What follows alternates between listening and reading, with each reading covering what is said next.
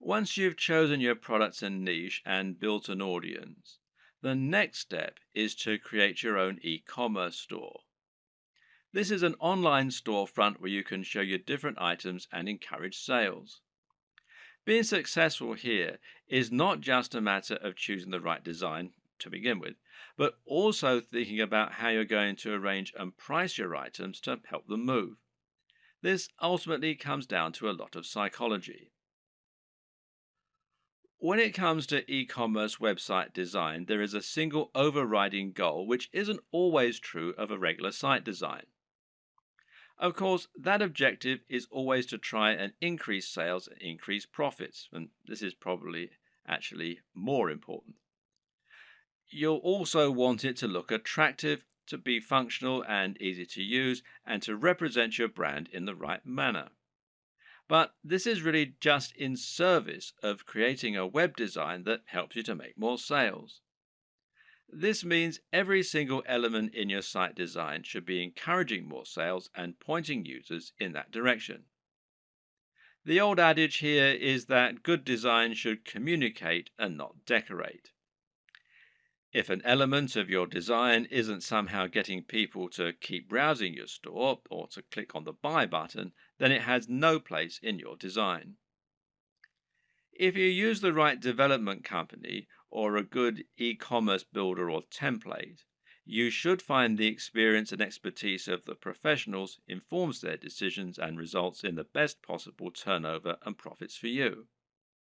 In this regard, it's always worth spending a little more on a professional theme or on a proper development company.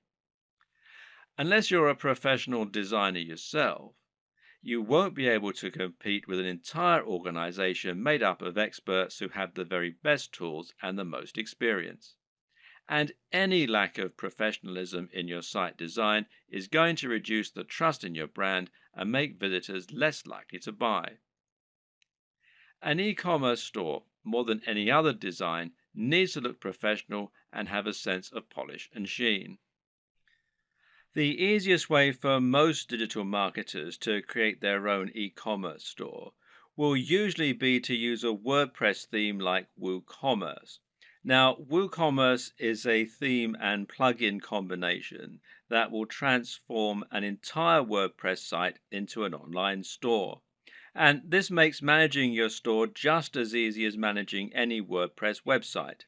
You can still get a professional design for your site, meanwhile, by hiring a professional designer to create your theme for you, or by buying one that you really like the looks of and you think will fit your brand. Now, you can download the free version of WooCommerce, the WooCommerce plugin, that is, from within the WordPress dashboard, or you can buy the paid for version and you can buy the themes from woocommerce.com. There are other options too. For example, Shopify gives you a hosted e commerce platform. And this means that the site will be located off your server, just like a profile on Facebook, for example. You then send your customers to that page where they can shop through your multiple products. And this can help make things a little easier and simpler to run. But it does ultimately mean that you lose a little of the freedom and flexibility that comes, with terms of your website design and how it all looks and how it all works, etc. And there are local versions, the Shopify.com if you're in the US, shopify.co.uk if you're in the UK, and there are some other local versions as well. Now, do bear in mind that this is a paid for service, but there is a 14-day free trial at the time that I'm making this video.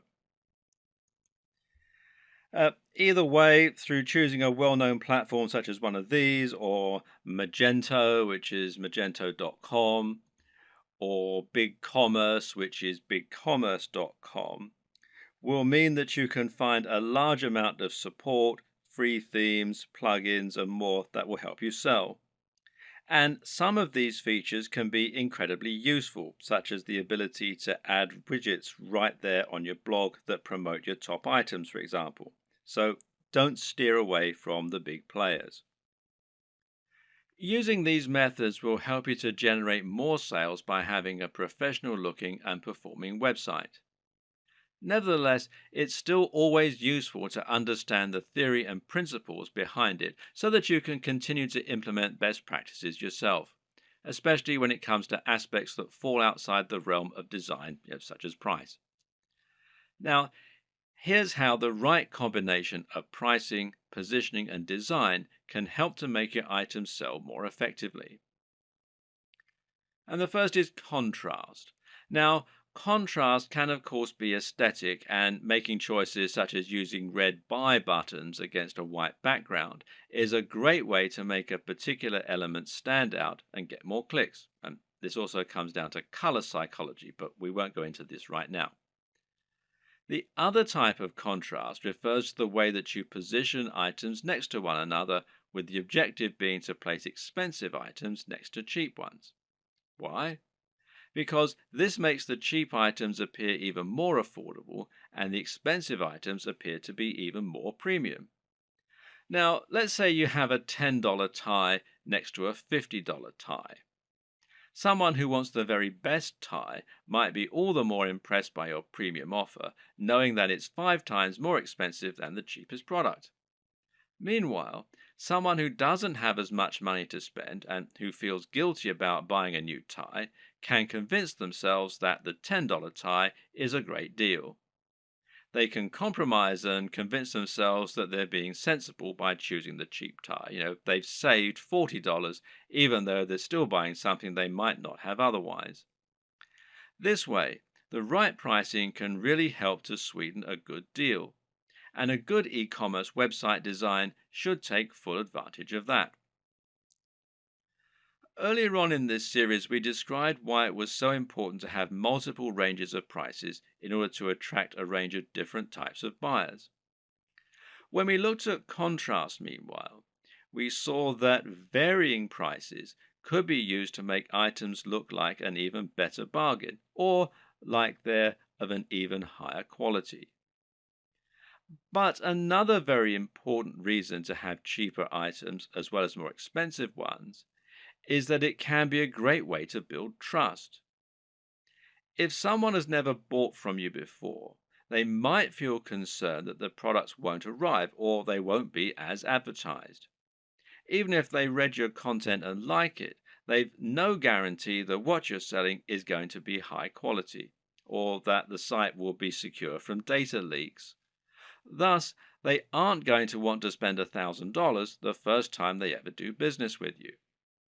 But if you have an item that costs $5 and it's a product people will know, then someone might make that purchase because it's a small risk to take.